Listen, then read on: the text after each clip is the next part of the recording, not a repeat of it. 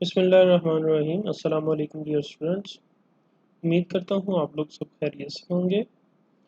आज के लेक्चर में हम स्ट्रक्चर्स के बारे में बात करेंगे, लेकिन उससे पहले स्ट्रक्चर को किस मकसद के लिए इस्तेमाल किया जाता है उसको समझने के लिए हमें अरे को समझना होगा। तो अरे क्या होती है? सेम डेटा टाइप के नंबर ऑफ वेरिएबल्स होते हैं। लाइक आपके पास इंटीजर टाइप के वेरिएबल्स हैं, ए नाम से 10 वेरिएबल्स हैं और आप उनके अंदर जो डेटा है वो सेम स्टोर करवा सकते हैं। Like 5, 27, something something something something and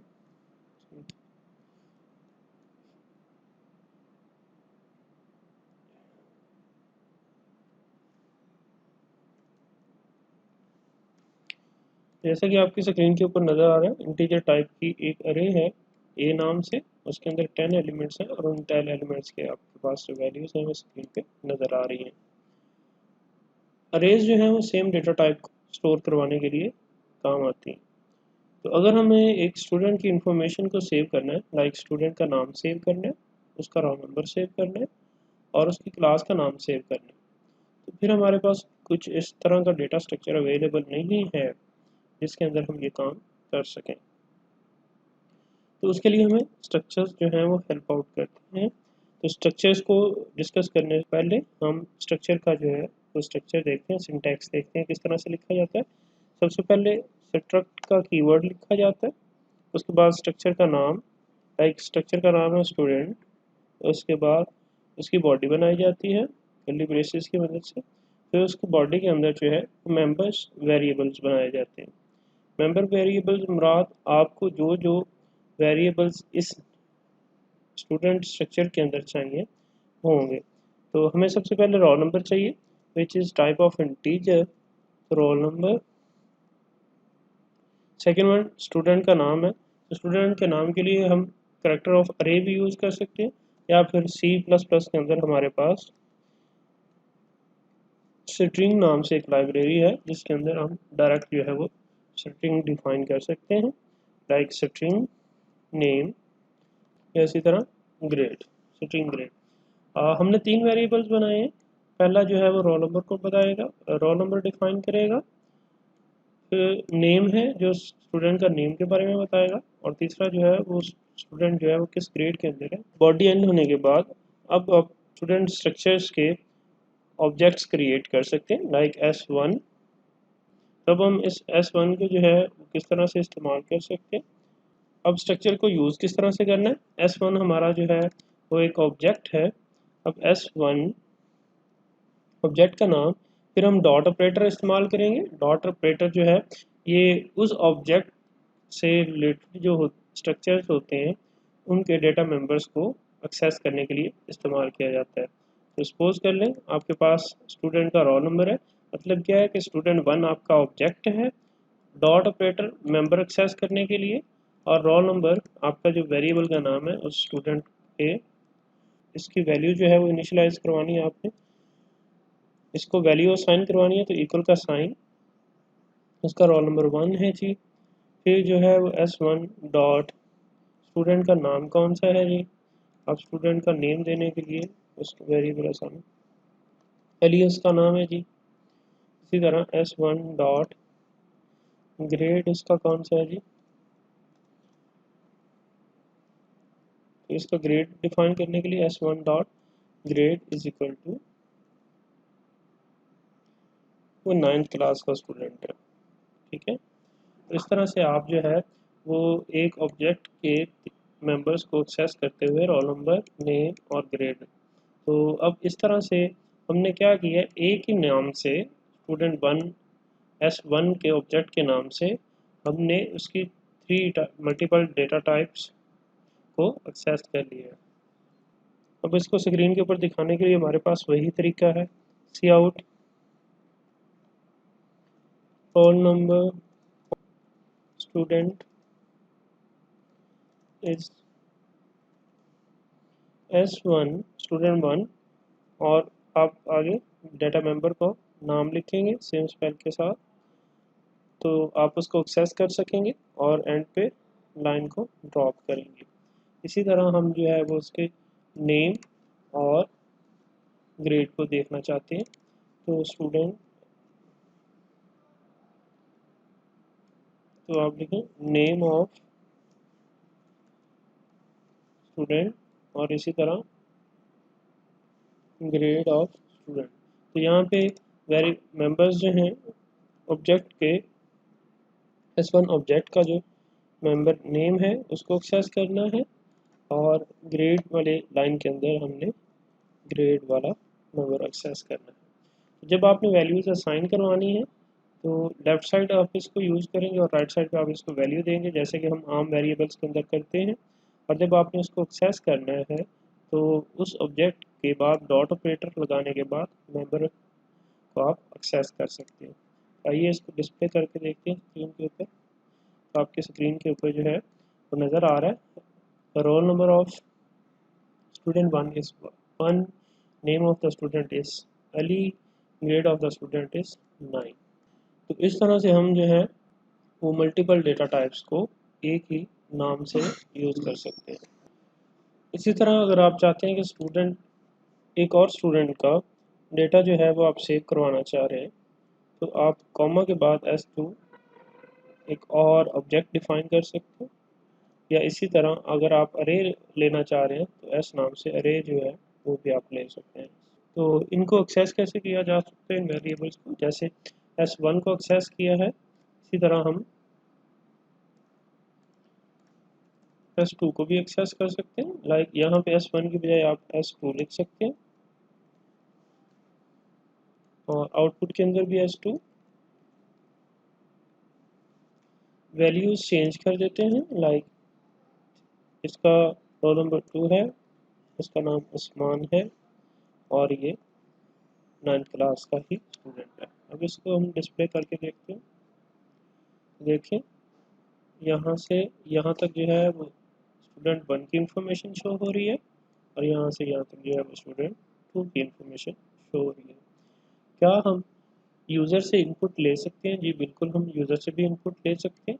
तो सपोज कर लें स्टूडेंट 1 की इंफॉर्मेशन हम बाय डिफ़ॉल्ट सेव करवा रहे हैं हार्ड कोड के ज़रिए, जबकि हम स्टूडेंट की 2 की इंफॉर्मेशन जो है वो यूज़र से लेना चाह रहे हैं। तो उसके लिए हमारे पास जो तरीकाकार हम पहले इस्तेमाल करते रहे, सबसे पहले हम स्क्रीन के ऊपर मैसेज दिखाएंगे cout enter roll number of student,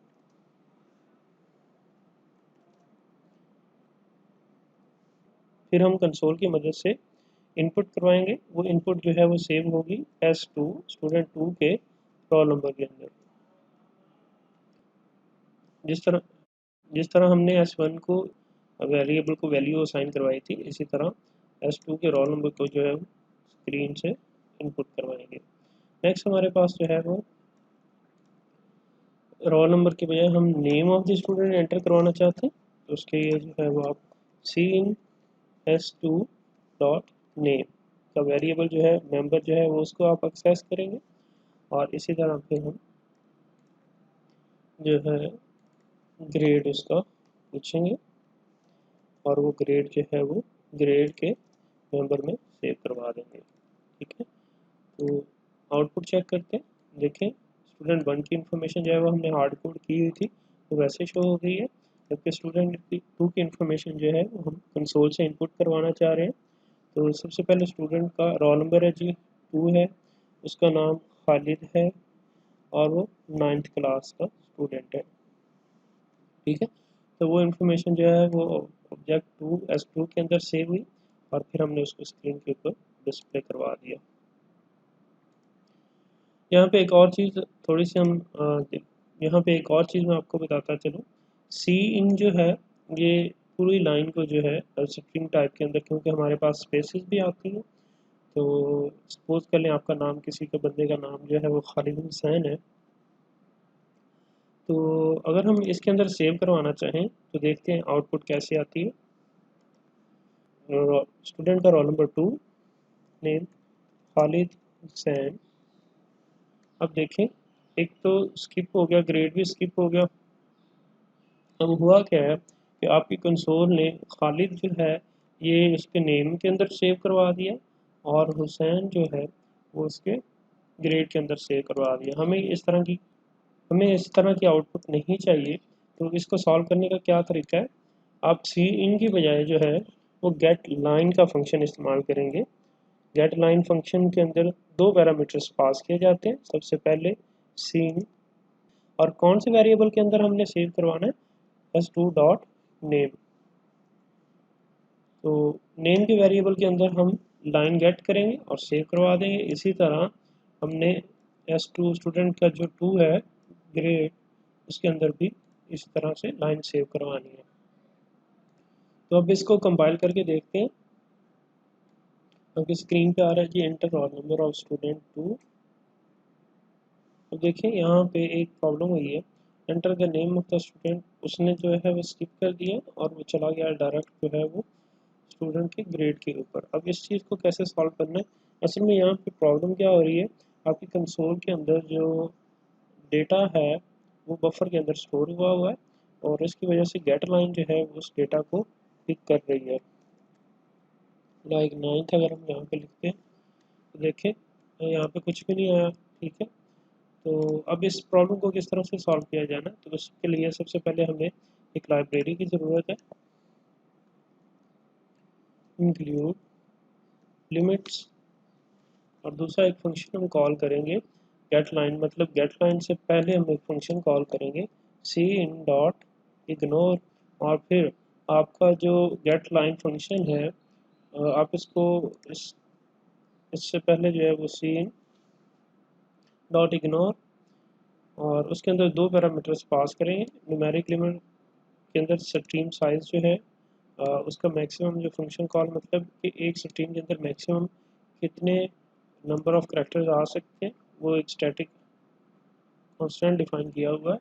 और एंड लाइन जो है वो भी इग्नोर कर दी जाए। उसके बाद हम लाइन को गेट करेंगे। अब हम अपने प्रोग्राम को जो है वो रन करके देखते हैं। स्टूडेंट का रोल नंबर एंटर करेंगे, 2 रोल नंबर है। अब देखें नाम के ऊपर आके उसने स्किप नहीं किया, अब वो नाम पूछ रहा है, तो खालिद हुसैन। अब देखें हम नाम के अंदर स्पेस भी दे रहे हैं। उसके बाद हमारा नेक्स्ट जो है स्टूडेंट का ग्रेड है वो एंटर करें। तो अब देखें बिल्कुल परफेक्ट इंफॉर्मेशन जो है जो हमें रिक्वायर्ड थी वो आई है। तो स्क्रीन को बफर को क्लियर करने के लिए आप इस फंक्शन का भी इस्तेमाल कर सकते हैं। अरे को किस तरह से यूज़ किया जा सकता है, तो उससे पहले जो है वो हम इस चीज़ को जो है वो कमेंट कर देते हैं। अब हमारे पास एस नाम से एक अरे है और उसके अंदर 10 टाइम जो है वो हम 10 स्टूडेंट्स की इंफॉर्मेशन सेव कर सकते हैं। तो एस ऑब्जेक्ट के नाम के बाद हम सबस्क्रिप्ट बताएंगे। सबस्क्रिप्ट मतलब आप पहले इंडेक्स के ऊपर वैल्यू रखेंगे और स्टूडेंट का रोल नंबर क्या होगा। बिल्कुल वैसे ही है जैसे हमने लाइक इस तरह, ये बिल्कुल वैसे ही है जैसे हमने कहा था कि s1 dot roll number is equal to 1, ठीक है। अब उसमें और इसमें डिफरेंस क्या है, जस्ट ये क्योंकि एक अरे है एस नाम से, यहाँ पे देखें एस नाम से हमने एक अरे बनाई है जिसके अंदर 10 ऑब्जेक्ट्स सेव करवाए जा सकते हैं। तो यहाँ पे हम कह रहे हैं कि जो अरे है एस टाइप की, उसके अंदर पहले इंडेक्स पे, मतलब पहले इंडेक्स हमेशा इंडेक्सिंग जो है वो 0 से स्टार्ट होती है, सबसे क्रिप्ट 0 से स्टार्ट होते हैं। तो उसके पहले इंडेक्स के ऊपर रोल नंबर जो है वो ये सेव करें। इसी तरह हम आगे स्टूडेंट इंडेक्स 0 और उसका नेम जो है वो होगा इमरान, और इसी तरह S0 पहले ऑब्जेक्ट के ऊपर जो उसका ग्रेड है वो आपका होगा 10th, ठीक है। इस तरह से जो है वो आप इंफॉर्मेशन जो है वो सेव करवा सकते हैं। और अब आउटपुट इसकी करके देखते हैं वो किस तरह से आउटपुट कर सकते हैं हम लोग। तो इसको अनकमेंट किया। अब यहाँ पे S2 की बजाय हम क्या देंगे, S जो ऑब्जेक्ट है उसका 0 इंडेक्स, S के 0 ऑब्जेक्ट 0 इंडेक्स, और S के 0 इंडेक्स पे जो ऑब्जेक्ट पड़ा हुआ है उसके ग्रेड। तो इन सिंपल जिस इंडेक्स के ऊपर हमने वैल्यूज सेव करवाई हैं उसी इंडेक्स को जो है वो हम प्रिंट करवा रहे हैं। तो अब इसको डिस्प्ले करके देखते हैं। देखिए सेम वही इंफॉर्मेशन जो है वो सेव हो रही है, role number of student 1, name of the student Imran etcetera. ये नेक्स्ट कॉन्सेप्ट है कि हम एक ही नाम से मल्टीपल ऑब्जेक्ट्स को एक्सेस करना चाह रहे हैं। तो इसको हम सपोज कर लें एस पी और इसके साथ में स्टार लगा देता हूँ, मतलब एस पी स्टूडेंट का पॉइंटर है और स्टार उसके साथ जो है वो पॉइंटर को डिफाइन करेगा। अब हम इसको एक्सेस करने की कोशिश करते हैं। सपोज कर लें इसको मैं कमेंट कर देता हूँ, पहले वाला जो है वो ऑन करते हैं, इसको ऑन कमेंट करता हूँ। तो आपके S1 के अंदर जो है वो इंफॉर्मेशन स्टोर हुई है। अब मैं SP जो पॉइंटर बनाया है उसको कर देता हूँ S1, ठीक है, मतलब S1 की जो भी वैल्यू ऑब्जेक्ट होगा वो इक्वल हो जाएगा, वो असाइन हो जाएगा SP के। अब इसको कंपाइल करने की कोशिश करते हैं, एरर आ रहा है, प्रॉब्लम क्या है, क्योंकि S1 जो है वो ऑब्जेक्ट है, SP जो है वो हमारा पॉइंटर है। तो पॉइंटर को हमेशा एड्रेस पर पास किया जाता है, तो एड्रेस के लिए हम एंड साइन का ऑपरेटर इस्तेमाल करते हैं, ठीक है। देखिए आपका कंपाइल हो गया है, वैल्यूज़ भी वही आ रही हैं, लेकिन मैं चाहता हूँ कि यहाँ पे SP मतलब जो पॉइंटर एक्सेस हो रहा है, पॉइंटर यहाँ पे वैल्यूज़ जो है वो शो करवाए। तो इसको एक्सेस करने के लिए हम SP dot roll number, SP dot name और SP डॉट ग्रेड लिखते हैं, कंपाइल करते हैं, एरर आ रहा है। एरर क्या है जी, प्रॉब्लम ये है कि जब आप ऑब्जेक्ट पॉइंटर को एक्सेस करते हैं और पॉइंटर की मदद से आप किसी ऑब्जेक्ट के मेंबर्स को एक्सेस करने की कोशिश करते हैं, तो उसके लिए जो ऑपरेटर इस्तेमाल किया जाता है वो एरो ऑपरेटर इस्तेमाल किया जाता है, ठीक है। तो डॉट ऑपरेटर ने इस्तेमाल करना, एरो ऑपरेटर इस्तेमाल। स्क्रीन के ऊपर आपके पास आउटपुट जो है वो नज़र आ रही होगी, तो सेम है। पॉइंटर्स का फ़ायदा क्या होता है, हम यहाँ पे एक ही पॉइंटर से मल्टीपल ऑब्जेक्ट्स को एक्सेस कर सकते हैं। लाइक यहाँ पे जो यूज़र से हम इनपुट करवाएंगे ऑब्जेक्ट 2 के अंदर, और फिर इसी SP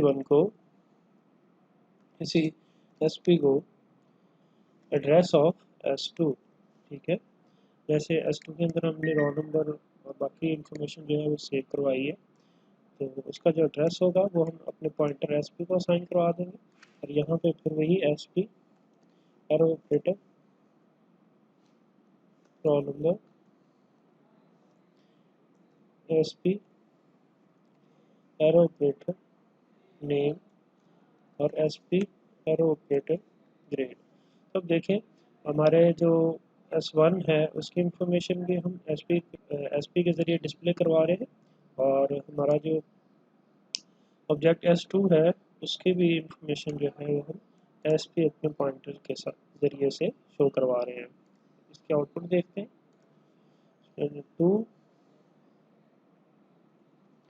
खालिद हुसैन, स्टूडेंट का ग्रेड है जी 10th में वो पढ़ता है। तो आपके पास जो आउटपुट है वो बिल्कुल एक्यूरेट आई है, ठीक जिस तरह से हमने इनपुट करवाया। तो इस तरह से आप पॉइंटर के ज़रिए दूसरे ऑब्जेक्ट्स को भी एक्सेस कर सकते हैं। तो स्ट्रक्चर की मदद से हम मल्टीपल डेटा टाइप्स को एक ही नाम के साथ एक्सेस कर सकते हैं। तो आज के लिए इतना ही, इंशाल्लाह नेक्स्ट क्लास में बेसिक्स ऑफ क्लास के साथ हाजिर होंगे। तब तक के लिए